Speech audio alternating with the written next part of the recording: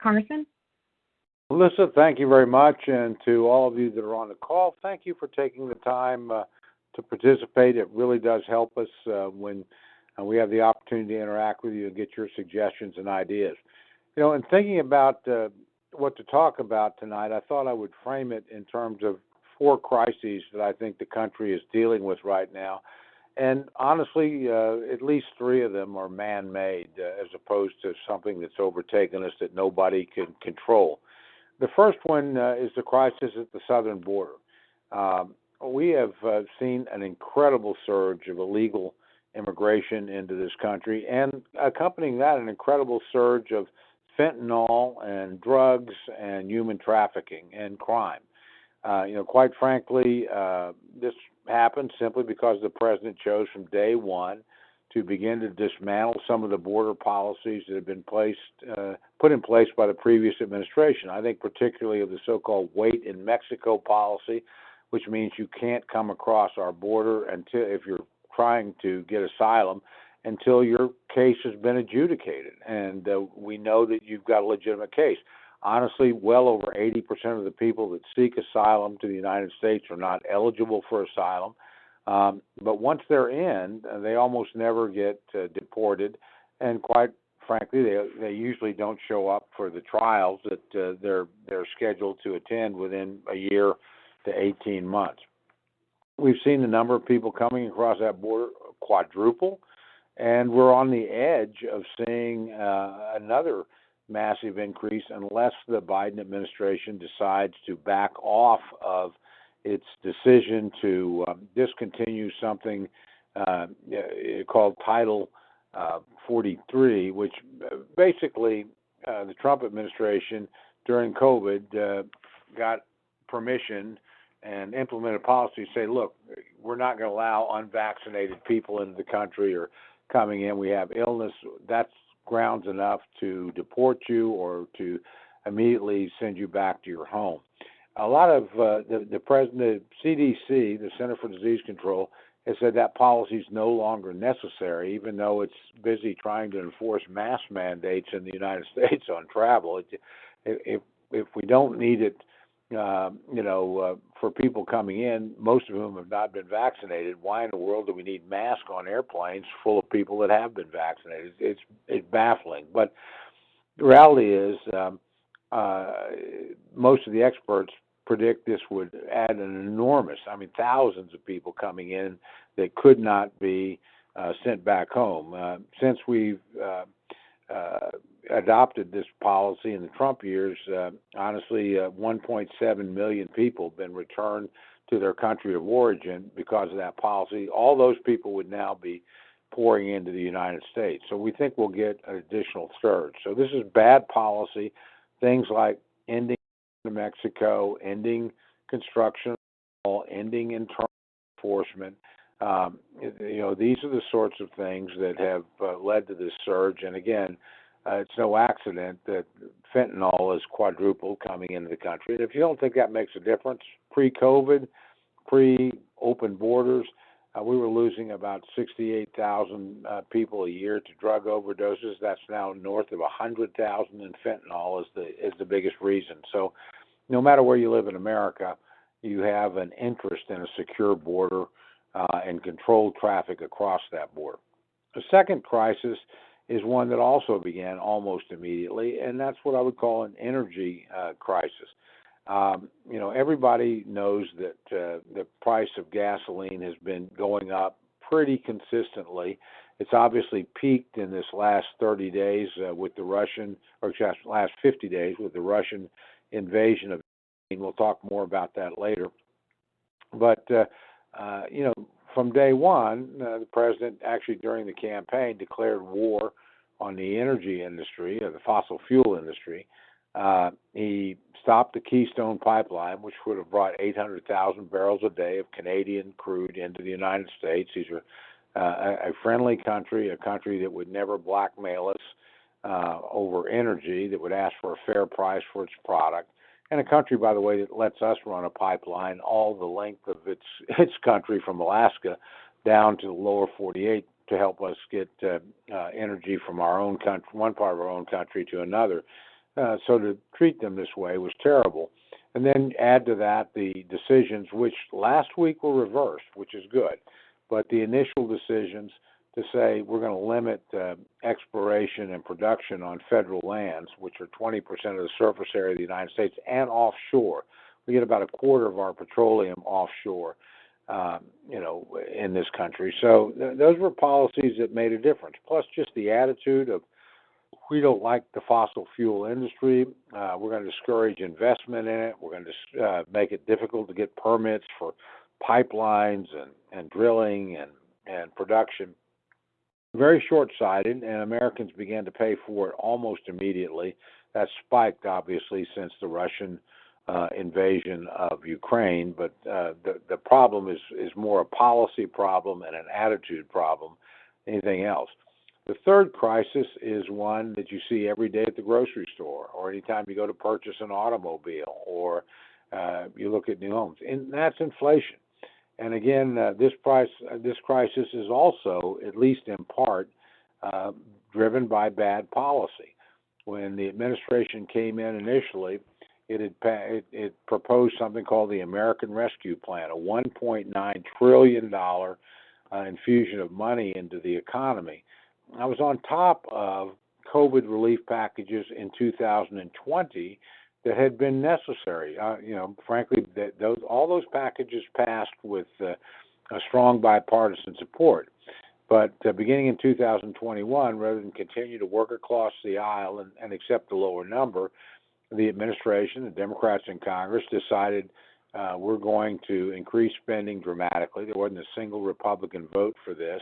Republicans warned this will increase inflation, but it was more than just Republicans.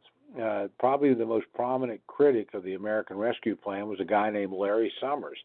Dr. Summers was actually the Secretary of the Treasury for Bill Clinton. He's a lifelong Democrat. He's one of the more brilliant economists we have, former president of Harvard. And he warned, if you pass this bill as it's written, you're going to get an inflationary surge next year. And he was joined by people like Steve Ratner. And if you don't know who he is, he was an Obama Democrat appointee to help revive the auto industry. You'll see him a lot on Morning Joe if you happen to watch that show. I know Steve very well. Certainly no Republican, but he's a very talented economist. And he said that American Rescue Plan proposed by the Biden administration, passed by Democratic Congress on a straight party line vote, was probably the worst, policy mistake in recent decades. So these are crises that are made by bad policy, or certainly made worse. The fourth crisis that we're dealing with is a foreign crisis, and it's one where I think I'm going to be a little more generous. I think we have more unity, and that's the Russian decision to invade Ukraine. Now, to be fair, I think you have to ask yourself, why did the Russians choose now to do it? And I think there's three reasons. The first is last time President, then Vice President Biden was in the White House was in 2014 when the Russians took Crimea, and there was very little pushback by the Obama administration. Second, early on, literally in the first month of the administration, the president signaled something called the Nord Stream 2 pipeline, which President Trump had sanctioned, was okay. This would make Germany more dependent on gas. And finally, you saw the Afghanistan debacle in the summer of 2021, where we basically pulled the rug out under, people we've been working with for 20 years, had a chaotic evacuation, lost soldiers. I think the Russians looked at all those things and said, this administration is weak, and they made a decision to move aggressively against Ukraine. I think they made a mistake, and I think the world now knows they made a mistake. And there's four fundamental errors there. The first one was they underestimated, and I will tell you, so did we, the ability and the tenacity and the bravery of the Ukrainian people. Most of the experts that briefed Congress on this issue, and I sit on the Defense of Probe subcommittee, have said at the time, hey, this will last 1 to 2 weeks. We're in the 50th day. The Russians have not been able to take the capital, a lot of the major cities. They've had to reorganize their offensive. They've taken incredible casualties, somewhere between 7 and 15,000 dead, somewhere between 30 and 40,000 wounded. Much worse casualties than they took in 10 years in Afghanistan, or than we took in 20 years in Afghanistan and Iraq combined. So it's pretty extraordinary what the Ukrainian people have done. Folks also underestimated President Zelensky, the president of Ukraine. The guy is an entertainer by profession, a comedian, only been in office a couple of years, and yet now he's emerged as sort of the modern-day Churchill of the 21st century. When we offered, and I'm not critical of the administration for doing this, after 3 days of war, said, look, we'll take you out of Ukraine. You can set up a government of exile in Poland or wherever you like. His response was, I'm in a war. I don't need an airplane ride. I need ammunition. People respond to that kind of leadership, and he has emerged as an amazing figure that has rallied his country and I think won the admiration of free people all across the world. Third mistake that was made by the Russians, and I think probably not a mistake, but a pleasant surprise for us, was the unanimity of Europe in opposing the Russians. We're used to sort of dragging the NATO countries kicking and screaming to where we think they ought to be. In this case, they actually led. When you see small countries like Lithuania, Latvia, and Estonia that are literally next door to Russia and could be overrun quickly, sending arms to the Ukraine, that's pretty inspiring. When you see countries like Sweden and Finland that have historically been neutral saying maybe we should reconsider and join NATO, that is telling. When you're not surprised when you see the English lean forward. I mean, the Brits are wonderful allies of the United States and have been with us through thick and thin as we've been with them. But when you see the Germans, who've been given the checkered history of their own country, have been relatively cautious. When you see them, number one, cut off the Nord Stream 2 pipeline, basically driving up the prices of energy for their own people. When you see them sending weapons to Ukraine, something they've not done since 1945. When you see, them saying we're going to effectively double our defense budget from 1.1% of our gross national product up to 2%, that's again, this is the fourth largest economy in the world, and nothing would concern the Russians more than a rearmed and invigorated Germany. That's the history between those countries is such that they both should be concerned by the other. So, that crisis, I think the groundwork was laid by bad decisions. The American response has been slower than I would like, but it's been good.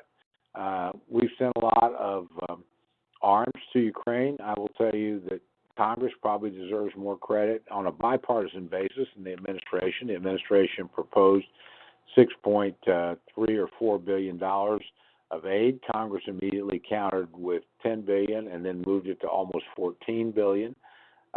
It was Congress that moved first to force the administration to cut off Russian oil imports into our own country. It was Congress that changed the trade relationships with Russia, and that's been done on a bipartisan basis. I just think Congress has been more aggressive as an institution in this area than the administration. So this crisis is going to continue. The war has entered a new phase, but it's very important for us.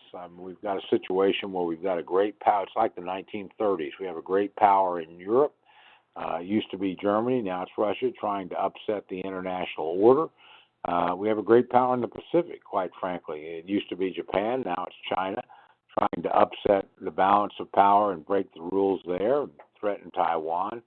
And last time that happened in the 30s, we had the British fleet between us and them, and the oceans were a lot bigger in the sense that technology didn't allow you to cross them instantaneously in the way it does today. So we are in a very dangerous period. What's Congressman doing in all this? Last year, Congress worked together well. We're in a very narrowly divided Congress. We worked together pretty well in 2020, passing five COVID relief bills, passing all the appropriations bills, doing a lot of things together during the crisis in a way that's been unusual. 2021, Democrats, very narrow majorities. This is the most closely divided Congress since 1884. 50-50 Senate, half a dozen vote difference in the House. But Democrats decided since we control the House, the Senate, and the presidency, we're going to basically go big. In other words, try to get. So we saw the American Rescue package passed under what's called reconciliation, which only takes a straight party vote. You don't have to get to 60 in the Senate. We saw what was billed as a bipartisan infrastructure bill, but frankly was heavily partisan, and unlike most infrastructure bills, it added to the deficit by about somewhere close to $400 billion. It also, by the way, was skewered not to favor states like Oklahoma. And our people that normally are in this, I think of Jim Inhofe, who's past chairman of the Public Works Committee, were cut out of the negotiations. So you didn't see anybody in Oklahoma supporting this bill. This year, Democrats tried to do the same thing again with the so-called Build Back Better bill, but honestly, they have so far been unable to do it. They don't have Republican for that. It's a massive increase in expenditure and a massive tax increase. But so far, they haven't been able to get all 50 Democrats to agree on anything, and they've not been able to pick off a single Republican in the House or the Senate. So we'll see. They'll continue to work on that, but I do not believe anything close to what the president proposed will happen, and maybe nothing at all. The Democrats also made a proposal. It's called H.R. 1. They would call it a voting rights bill. I would call it a voting rules bill. You have the right to vote any place in America under the rules laid down by the state. The Democratic approach would be the rules are going to be made in Washington, D.C. and imposed nationwide as opposed to each state deciding how they want to cast votes. Personally, I like the system that we have. I think the Oklahoma system is very good. I don't agree with how they vote in California, but that's none of my business. That's the business of the people of California. I wouldn't try and impose on them what we do in Oklahoma. I would prefer they not try to impose on us what they do in California. So a lot of the major initiatives of the Biden administration have been stopped. Has Congress worked on anything together? Yes, it has. Actually, in the last 3 months, there have been, the last 2 months, there have been three major pieces of legislation that were very bipartisan. The first, and it's not a very glamorous item, but it's extraordinarily important, was a postal reform bill. Maintaining the post office and service to every place in the country, and particularly the small towns and rural America, is enormously important. FedEx and UPS, good as they are, do not go every place, and frankly are not interested in going into small towns and rural areas because it's costly. So we've tried to put the post office on better financial footing. The two parties worked together on that. We got an important bill. Second, there was a sexual harassment bill that basically, quite often, that issue becomes one of partisan divide. In this case, it didn't. Two parties worked together and said, you know what, if somebody signs a arbitration agreement as a condition of employment and then finds themselves years down the road being the victim of a sexual harassment case, then they ought to have the opportunity to decide whether or not to arbitrate it, which they have the right to do, or if they want to go to court, they should be able to do that. We should not punish the victim. And it was very interesting on the floor to watch members of the squad, the most liberal wing of the Democratic Party, and the Freedom Caucus, the most conservative wing of the Republican Party, work together to actually pass that in the interest of empowering victims of sexual harassment. I think it was actually a very heartening moment. Last point, probably most important for the economy and stability, the two parties did come together and negotiate a major agreement on funding the government so that we actually are not at threat of a government shutdown and have redistributed money in important areas. The four major items of debate, I would argue the Republicans, for the minority, came out very well. Republicans wanted to spend more on defense. Democrats only wanted to increase defense by $3-4 billion. Republicans substantially more. They got a $29 billion increase. I think, given the state of the world, that was good policy.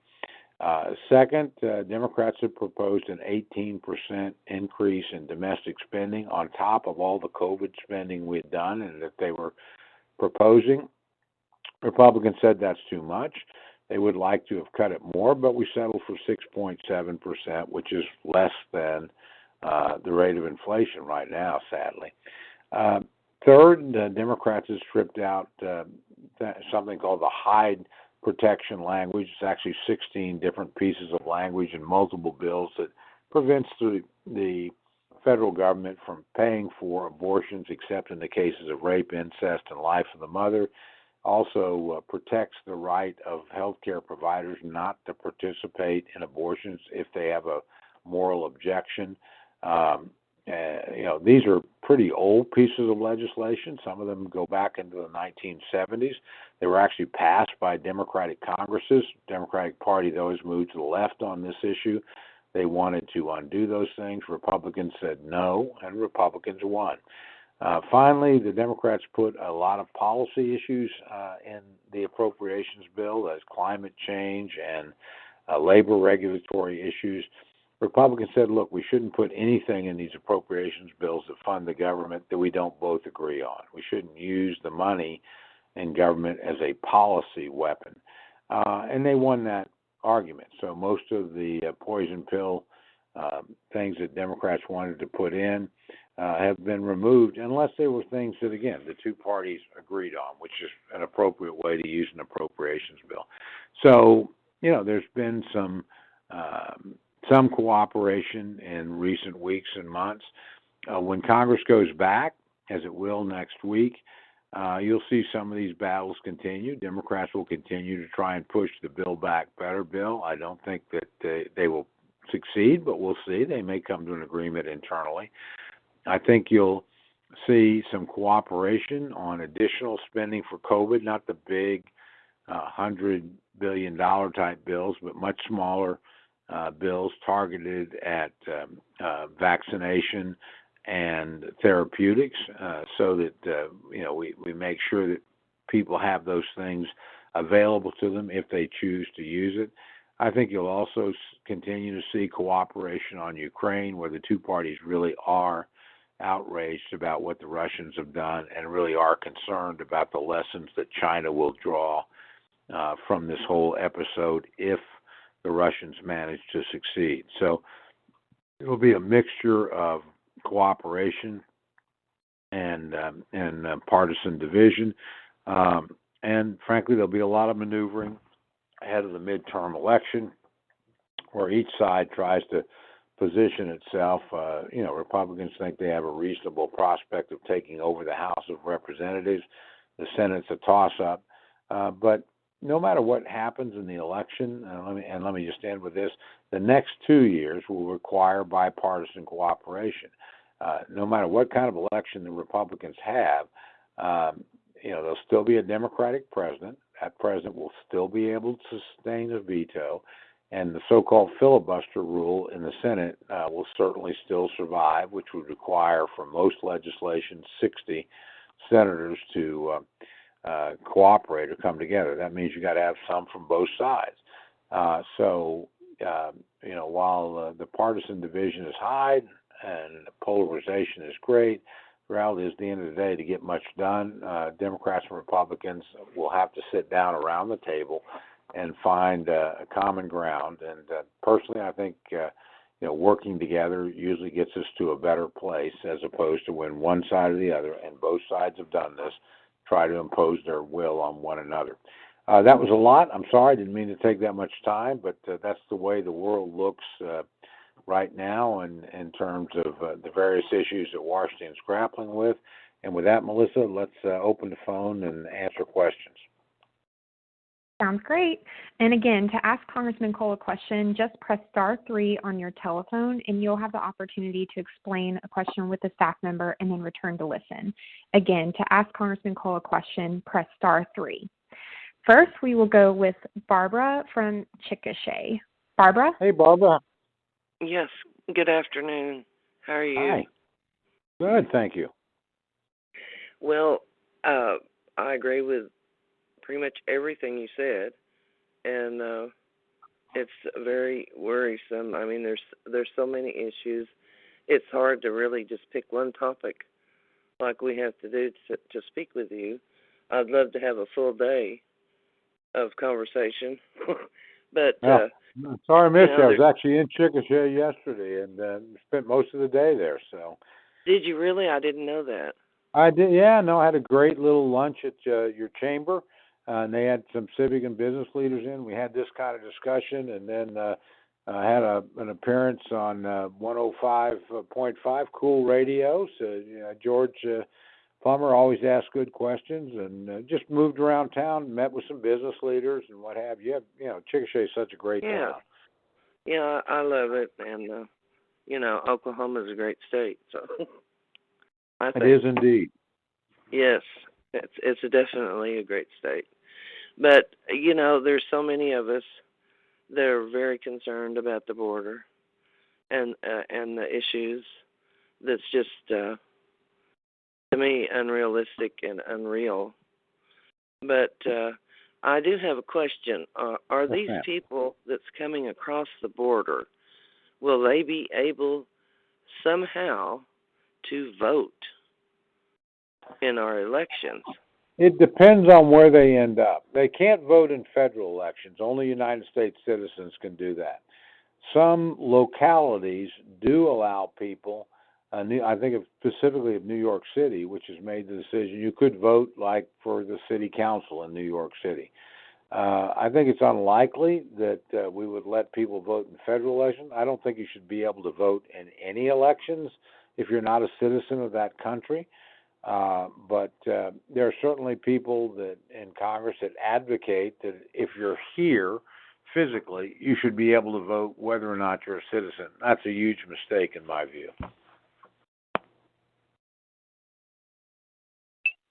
All right, and next we will go to Samuel from Norman. Samuel? Samuel, how are you? Not bad. Good. Got a question when it comes about to Ukraine. Yes, sir. During World War II, the United States made a promise made by FDR that we would never let anything happen like this again, speaking from the Germans to the Jews. Yeah. Now, this is being done again. So why are we standing back and just watching? Well, look, I don't think we've been as aggressive and forward-leaning as we should, but we're not standing back and just watching. We have sent, the United States has sent more arms and ammunition to Ukraine than any other country. We have been on the ground with special forces training the Ukrainian army and honestly civil populace since 2014. So we're doing a lot. Should we do more? Yeah. No question that when Poland wanted to send MiGs there, we should have immediately said yes and facilitated that. We did not. I think we are now, but nobody's talking much about it because they don't want to provoke the Russians.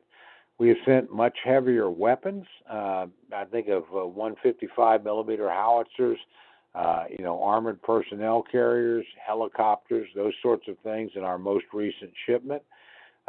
We also have facilitated the movement of Russian weapons that some of the old Eastern European countries still use to Ukraine, because Ukraine actually, its military had similar weapons, and so that's underway. So we are doing a lot. The Ukrainians have asked us to impose a no-fly zone over Ukraine. That's high-risk business for American pilots. Remember, you're not only nose to nose with the Russian Air Force, the Russians can use anti-aircraft missiles literally fired from their own territory over the skies of Ukraine. So I think we've tried to be cautious. We don't want a nuclear confrontation with Putin, but we've done a lot, and honestly, we've done more than I think most people thought we would. Again, I give some credit to the Biden administration. I give more to Congress. And I will tell you this, the biggest mistake we made in retrospect was not getting these weapons here, a couple years ago. The Trump administration began lethal aid to Ukraine. The Obama administration did not do that, even when Ukraine was invaded by the Russians in 2014. The Obama administration the Biden administration, to its credit, continued that policy. But in retrospect, we should have put a lot more in, and we probably should have sanctioned Russia earlier to convince them that we were serious. But I think we sent a lot of signals to them that made them think, well, the United States, they'll condemn us, they'll be critical, but they're not going to really do much. The reality is, I think we've done a lot. We need to do more. This is a really important fight. It's important for Ukraine, obviously. It's life and death for them. But it's important for all of Europe. And if we give Russia a bloody nose in Ukraine, I think it's much less likely to invade a NATO country, which would require us. And these are our allies. If you're in NATO, you're our ally, and we are pledged to defend you, even if you happen to be in a difficult defend position like the Baltic states of Lithuania, Latvia, and Estonia. So better to convince them of that now. And honestly, the Chinese are watching this too. How tough is America? How united is the West?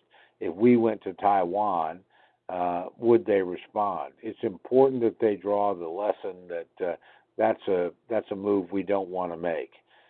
So anyway, again, we can debate over whether we should do more. We certainly didn't do enough early, but we are doing a lot now, and I think you'll see Congress pushing us to do more. All right. And again, if you would like to ask Congressman Cole a question, please press 3 on your telephone now, and you'll have the opportunity to explain your question with a staff member. To ask Congressman Cole a question, press *3 on your telephone. Next, we will go live with Betty from Midwest City. Betty? Betty, how are you? I'm fine, thank you. Why has there not been more of a movement to block that border where so many come across? I think the impact on the United States is too great. Well, I totally agree with your point. And we did a lot on the border under the last administration and Republican majorities. The president chose to reverse that. They have the majority in the House and the Senate. Now, I will say Democrats have begun to break on this Title 42 issue, that is the getting rid of the ability to evict illegal immigrants during a pandemic. We've seen, I think, 6 or 7 Democratic senators who've marched in lockstep with the administration up to now say, no, we agree, we should not do that. So I think the politics of it are beginning to overwhelm them. But at the end of the day, we need to go back to what works. Number one, the wall needs to be built. It does make a difference. It doesn't stop everybody, but stops a lot of people, and it funnels people into areas where we have more border patrol. 2, if you come across our border illegally, you should have to wait in Mexico until we decide in a court, which usually takes about 18 months, whether or not you can legally come through. Number 3, we certainly should have the ability to say during a pandemic, nobody should be coming into the country, particularly a population that, frankly, for the most part, is unvaccinated, and we haven't been vaccinating them while we released them. I would tell you another thing we should do. Actually, one of my colleagues, Mike, in Congress, a guy named Mike Guest from Mississippi, has a bill to this effect. If we're going to let illegal immigrants come into the country and we're going to fly them all over the country to different jurisdictions and let them out at airports at midnight, maybe we should call ahead and tell the police in that area that we're doing this, or the law enforcement authorities. It's outrageous to me that we would do things like that. We've been basically facilitating the distribution of people. The cartels charge them thousands of dollars, get them to the border. They tell them, if you get across, go find a Customs and Border Patrol agent, and they will take you to your destination. And by the way, they won't charge you the way we do. This has just been a debacle. And again, I think it's because the Biden administration honestly believes in open borders, is not willing to enforce the border. They think that's popular. It's not. It's not popular with any Americans. Look, all of a sudden the Republicans are winning a lot of seats in South Texas that have historically been Democrat, because the Hispanic populations in those areas are suffering under the crime and the deluge that they're dealing with. And again, country needs to be able to protect its own borders. It's not as if we are not generous. Over 1 million people come here a year legally. We could look at ways, but at the end of the day, the country has the right to protect its borders and the right to say we choose who comes and who doesn't. And again, we're more generous than any country in the world in this area. The idea that anybody that wants to arrive should be able to come, believe me, America is a very desirable place to live. And this has been going on for hundreds of years. If you let anybody come that wants to, believe the world will beat a path to our doorstep. So we should have a way to regulate that. Bring in people that want to be Americans. We're all proud of that part of our tradition. Bring in people that want to work hard, but honestly regulate the flow and make sure we get folks that are coming in with skills that are helpful to us and that will be immediately productive in our society. That's not what's happening. We basically put out the welcome mat and said, you all come, and we're getting a lot of people coming across and a lot of drugs coming across that should not be allowed into the United States. It's just a massive policy failure, and it won't change as long as this administration is in power, in my view. Great. And for callers, if you'd like to subscribe to be called directly on one of our next calls like this, press 1 on your telephone now. To subscribe for a future telephone town hall, press 1 on your telephone now. Next, we will go to Sean from Lawton. Sean? Sean, how are you? I'm doing okay. Good. What are you going to do about how the ATF's been tyrannical with their rules that they've been coming down with? Well, they've given us the 90-day comment period. We comment, and they don't take any of our comments into account. They just push anti-gun agenda, Well, I will tell you, I have an A rating from the NRA, and I'm a strong defender of the Second Amendment, period. And we'll continue to occupy that position. In terms of administrative decisions, when we're in the minority, there's not a lot we can do. I think that will change in November. Ultimately, you need to get folks in the executive branch, which the President of the United States runs, that will be favorable, to what I would call a pro-Second Amendment position. So elections really do have consequences. When the other side wins, you're going to get a lot of this sort of stuff, and I think it's actually a misguided emphasis on what causes crime. Their view is you control guns, you'll control crime. My view is criminals acquire weapons illegally all the time. You're just disarming honest citizens for the most part. And, you want to control crime, fund the police, enforce the law, and that seems to make a difference. When we don't do those two things, then we see an increase in crime. And be openly supportive of law enforcement officers. They do a very tough job, and they put their lives on the line to protect all of us each and every day. I mean, I admire the military, I admire firefighters, I admire police officers because they get up every morning not knowing what they're going to run into over the course of the day and how dangerous it's going to be. So those are the ways to me to deal with it, not try to make life difficult for law-abiding citizens who are, frankly, exercising a constitutionally guaranteed right. And next, we will go with Alexander from Lawton. Alexander? Hey, how are you? Alexander, you there? Or are you on mute?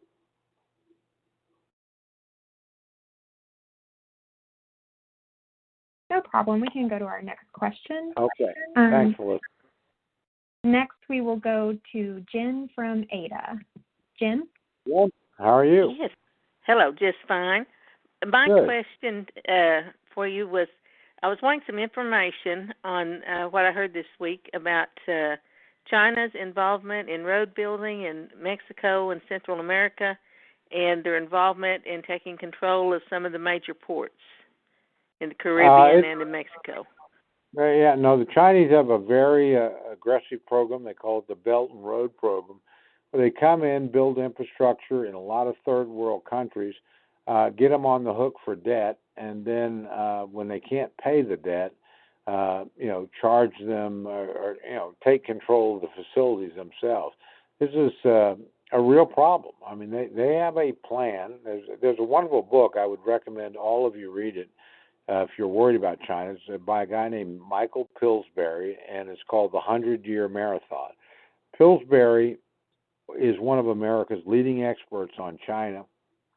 He was a very young staffer and academic back when Nixon opened up China in 1971.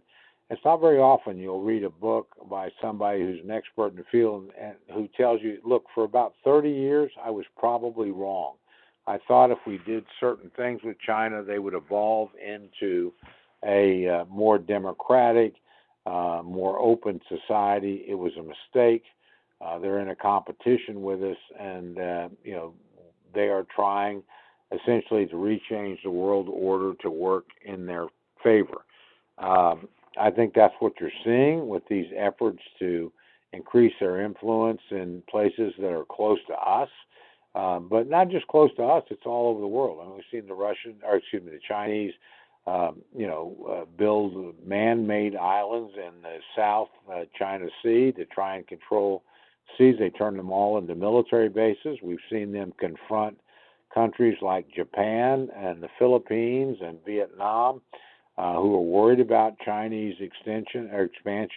And that's the one thing I will say. The Chinese have alienated a lot of the rest of the world, particularly their neighbors, who are, the fact that Vietnam and the United States cooperate, or the Philippines, which asked us to leave militarily in the 1970s, now desperately wants the United States using its harbors and its naval bases and its air bases, tells you that. I actually had a very interesting discussion recently with the deputy ambassador from Japan, partly because I sit on the Defense Appropriations subcommittee, and he had heard a couple of comments I'd made, met some of my staff, and was kind enough to call and say, look, we just want you to know we are with the United States on this. We are very worried about Chinese ambitions, not only in the South China Sea, but in the East China Sea, and what they're doing. And they actually have expanded their military and are cooperating with us. They let us station over 50,000 personnel on their territory. And by the way, it's actually cheaper to operate an American carrier strike group off the shores of Japan than it is off the shores of California, because they help us pay part of the money. I mean, they actually have been wonderful allies to the United States because they're afraid of China. So we're going to have to be more aggressive about China and more attentive to the challenges that they pose. You may have seen a speech really this week by William Burns. He's the head of the CIA and a longtime American diplomat and he made the point, the most dangerous rival we face is not Russia, although they certainly are a dangerous rival, but China.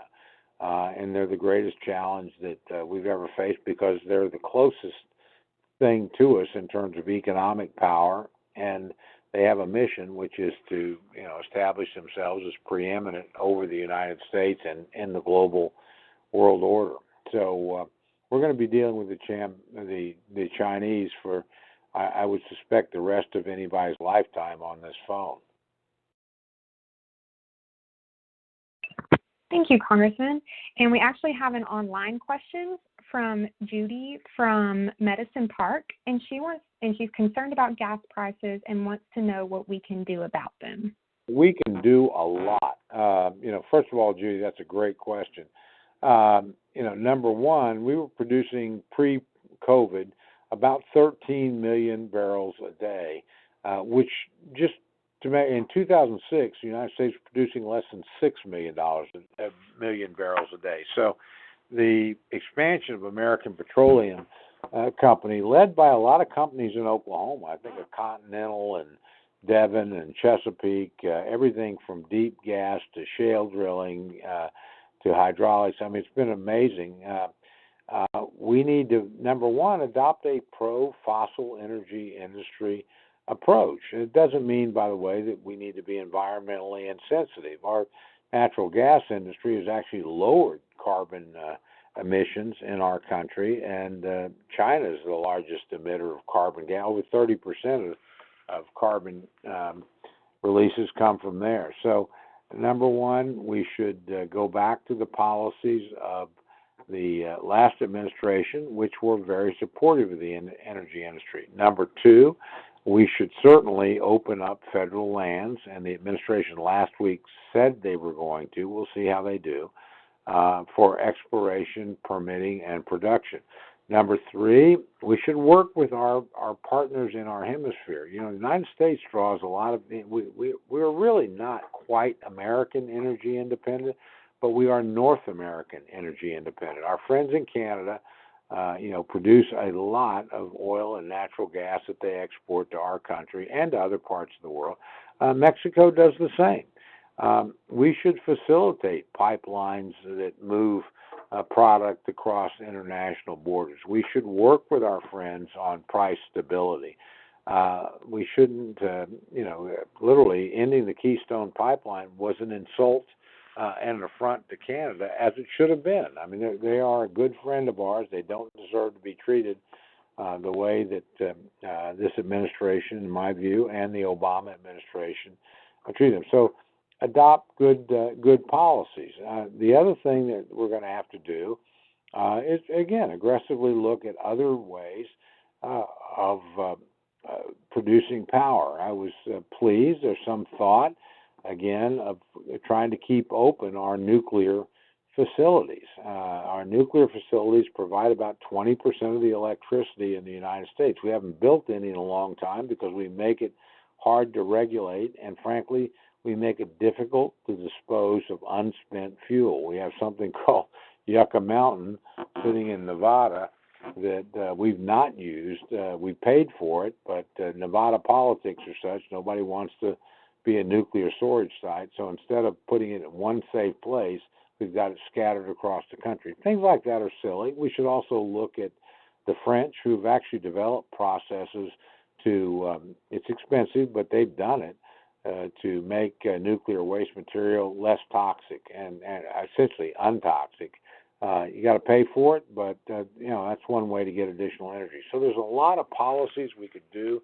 The problem with the administration, in my view, is that they basically they say they're for all kinds of energy. They're not. They're against all kinds of fossil energy.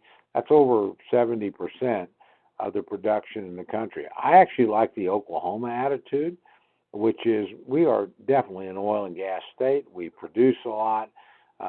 We are a pro, environment, but also pro-industry state. That doesn't mean we don't look at renewables. Oklahoma is the number 2 state in the country for wind power. Over 42% of the electricity you get is provided by wind power in the state of Oklahoma. But we also know that you need a backup because the wind doesn't always blow. We also know that you need a mix of fuels because sometimes certain things. So we have all the different components other than nuclear in our state, and we're pretty aggressive about using whatever makes sense in whatever situation. That's not true for the country right now, and that's a mistake. Look, we all want cleaner energy, and we're all working toward that, but let's recognize it's not going to happen in a year or two or three. It takes a long time to rebuild the power capacity in your country. I met, for instance, with a group of auto dealers today, and they were thinking about electric vehicles. And one of the things they worried about, well, if everybody goes electric, do we have the grid capacity to provide it? What do you do with people that live in apartments? They can't power their cars overnight. They don't have an individual unit like you would in your garage. These are really good, legitimate questions. How do you build an infrastructure to do this, and how fast can it happen? So I just want us to make rational energy decisions, keep the price of energy as reasonable as we can as we move toward a cleaner stock. And I will say this, while we are all feeling at the pump, remember, your gasoline prices are cheaper than anybody in Europe, anybody in most countries in South America, most countries around the world. Americans get the cheapest energy there is because our sector is so productive and so innovative. So I think it's too high. I think we could do some things to lower the price, but I never condemn the men and women that produce it. I mean, the folks that work hard in the oil and gas industry here and in the wind industry in our state do an unbelievable job for us and have given us a reliable and plentiful energy at cheaper prices than almost anybody else in the world. So we need to work with them and not against them. We need to thank them and not condemn them. All right. And next we will go to Chris from Lawton. Chris? Hello. Hey, Chris. Yes, sir. I am a retired 74 years old man who worked 34 years. I want to know when we can get some help from prescription costs. I think there's a number of things that we can do. The number one thing is to incentivize innovation and try and bring down the cost. And there are some areas where we've been very successful at that, others that we haven't. There's big debates in Washington as to what will work and what won't work in terms of lowering prescription drug prices. But again, the government will intervene in some cases. It certainly did in COVID. You can get a vaccination shot with no cost. You can get a booster with no cost. So there's a lot of things we're trying to do, but at the end of the day, it's a complex problem. The development of new drugs is extraordinarily expensive. Everybody wants the cheapest price they can get today, and expect that somehow companies will spend billions of dollars to develop new drugs. And one of the things I've done that does help is to try and increase funding for the National Institute of Health. That's where a lot of the drug research, over half the research in the country, is done through the NIH. That's a federally funded area. We've quadrupled the amount of money for Alzheimer's. We substantially increased it for cancer, and those things have brought down, number one, most effectively, they've begun to provide cures and provide therapeutics, but number two, they brought down the price some areas. So I think research and innovation are the number one ways to proceed. Well, we have neared the end of our telephone town hall. I'm sorry if we weren't able to get to all of your questions, but you'll have the opportunity to leave a message and receive a call back from our office after Congressman Cole provides some final words. Congressman? Melissa, thank you. First of all, thank all of you that took the time to listen in. We do these on a regular basis. We're moving into a period of time where we're sort of blacked out. That's okay because it's election season, and you don't want to use federal resources in an election campaign, and we won't. But we'll keep doing these on a regular basis. We find they work really well.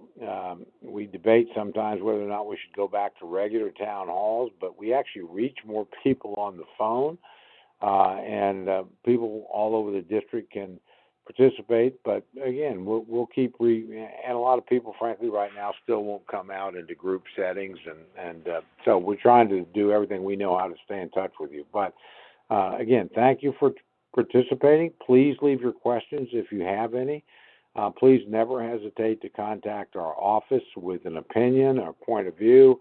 If you disagree with something I've said or done, that's perfectly appropriate. We still appreciate hearing from you. We learn some things that way. And certainly if you've got an issue, a Social Security case, veterans case, visa issue, whatever it is, I can't promise you that we can always solve it, but we have very able people that try to work on these problems and try and get you the benefits that you've earned and deserve, or cut through the bureaucracy in ways that allow you to do the things that you would like to do. So thank you very much, and I look forward to our next opportunity to have a teletown hall and a good exchange of views. So have a good evening, and Melissa, I'll turn it back to you. Thank you, Congressman, and thanks to all who joined today's call. If you would like to leave a message, just stay on the line